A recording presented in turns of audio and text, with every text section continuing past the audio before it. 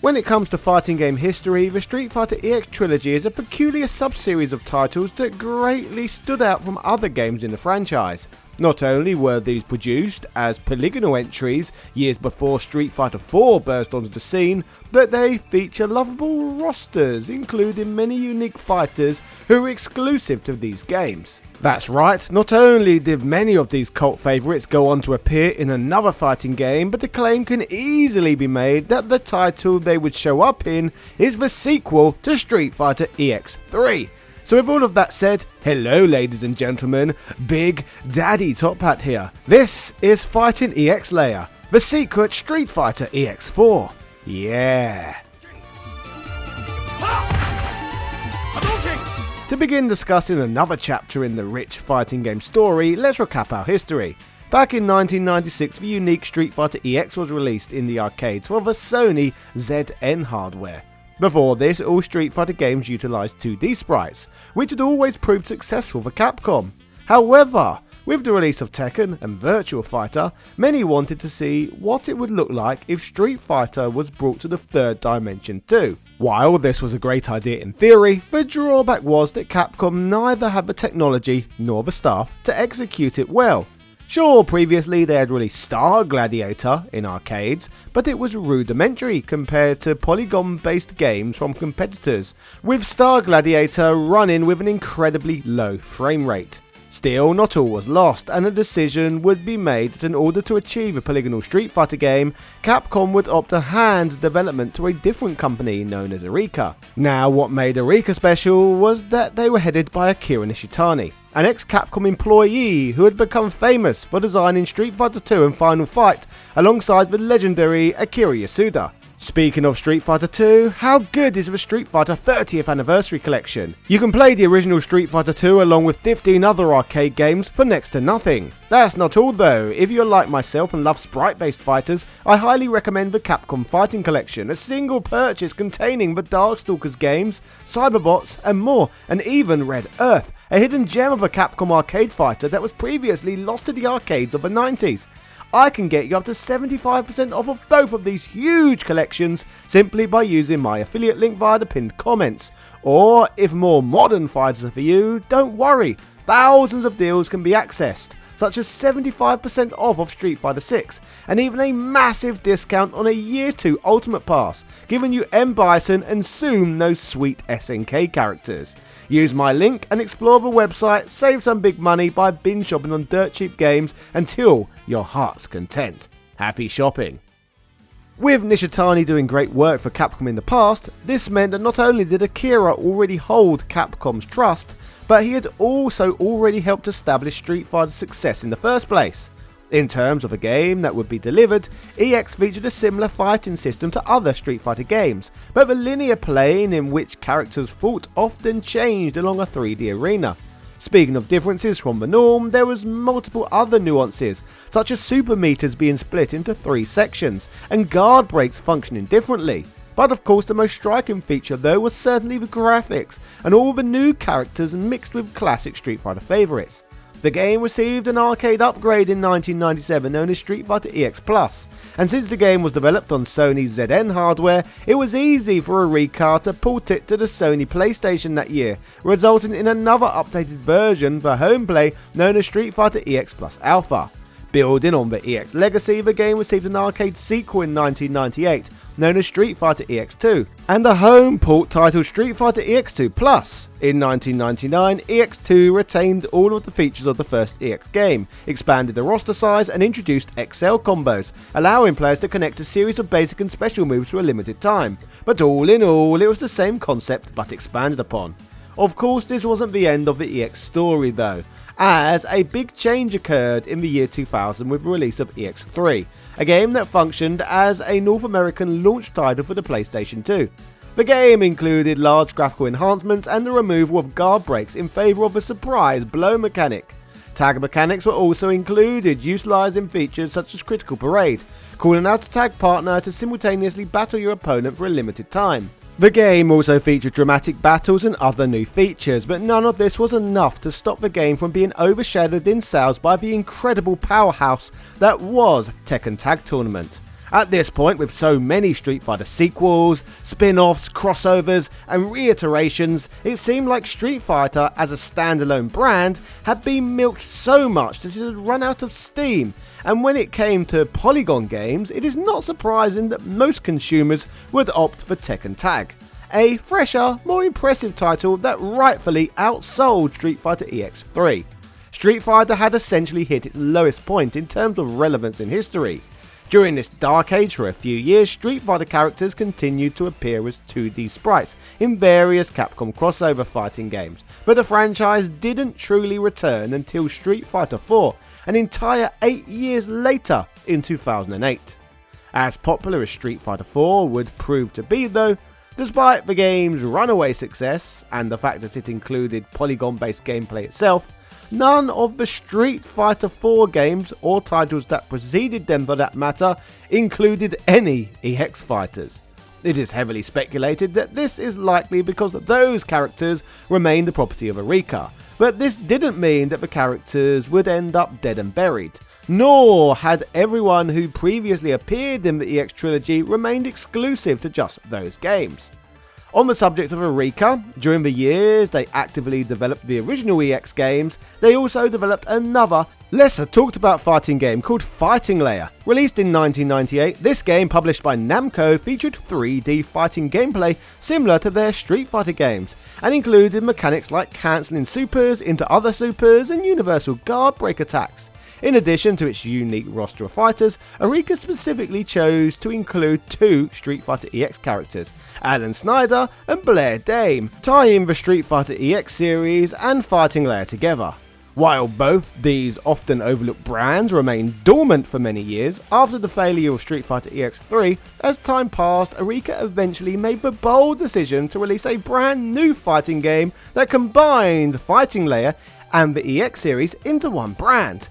Known as Fighting EX Layer, this epic new fighter featured Skullomania and company in their first appearance in 18 years. This was a great time to be an EX fan, but the road to how we got here was far from simple. What makes this story all the more noteworthy is that, interestingly, in the long gap between the demise of the original EX games and this new one, Eureka had been pitching multiple ideas to try to get Capcom to greenlight a new Street Fighter EX game. Reportedly, they were pretty far into trying to make this happen, and at one point they even created a working demo for the Nintendo 3DS, but Capcom rejected every pitch. So next time you feel like complaining that there is no way to play a Skullomania on the 3DS, you know we only have Capcom to blame for this. I guess it must have simply got to the point where Eureka lost their patience and just said, fine, we're going to make our own EX game then, with blackjack and hookers. Screw the whole thing. And they did. So in early 2017, Eureka released a trailer showcasing a new EX fighting game they had created to release themselves, which they had made using Unreal Engine 4. This news would turn out to be so awesome that many EX fans struggled to digest that this was really happening, with many speculating that the EX comeback was just a cruel joke.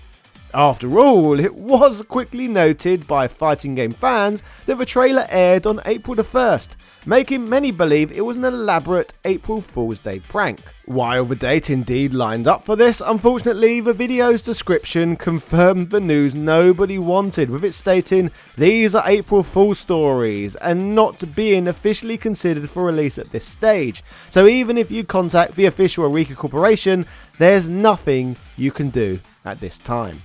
While no official new EX game had been announced, it seemed like Eureka may have used this joke as an opportunity to see how much interest there was for a new EX title, as the positive response to the trailer led Eureka to decide to turn their so-called joke into a full game. Surely this was all just a clever way of generating hype. As this emerging story continued to unfold, Eureka soon released another trailer with the message, Eureka has decided to begin development on a PlayStation 4 version of the mysterious fighting game title Undecided, and make a public announcement on the final day of EVO 2017. This game will be the newest entry in the EX series. What a time this was to be alive. The game so many had dreamed of was officially confirmed at the fighting game event.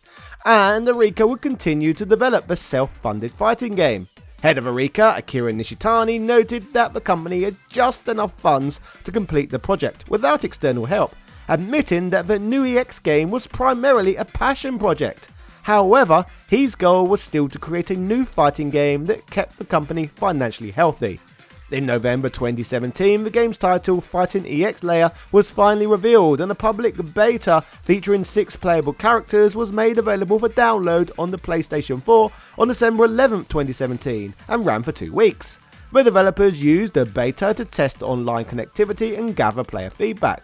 The finished game was made available for purchase on the PS4 in June of 2018, available in 2 variants, a standard edition and a lower priced light version with fewer features.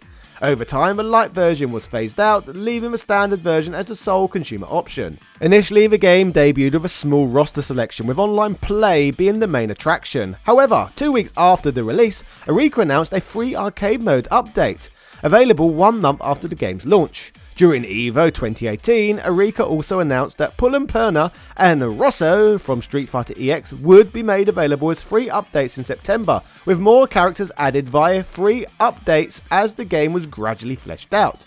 Additionally, years before Street Fighter 6 opted to do exactly the same thing, SNK's Terry Bogard was added to the game as a paid downloadable character, making his debut in an EX game. This man sure gets around, doesn't he?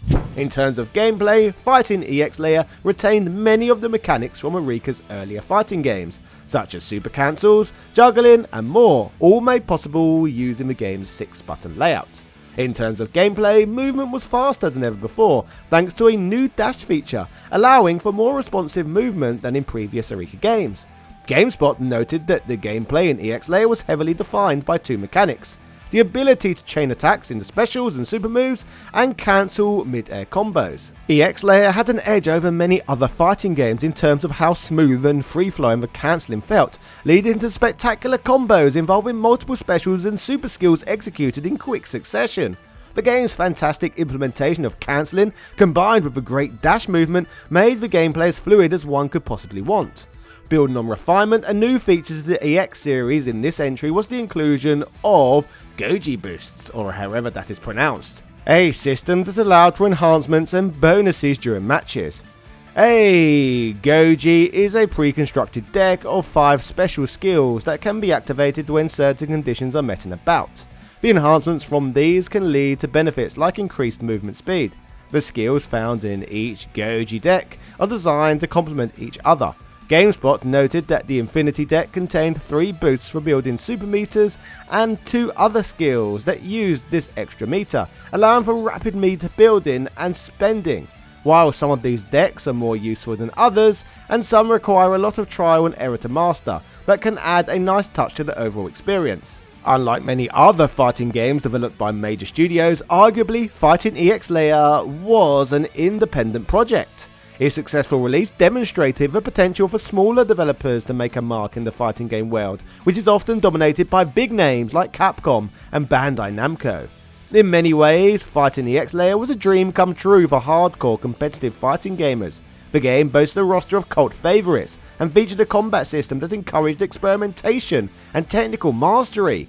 Critics generally praised its gameplay, although some wished for a larger roster and more single-player content.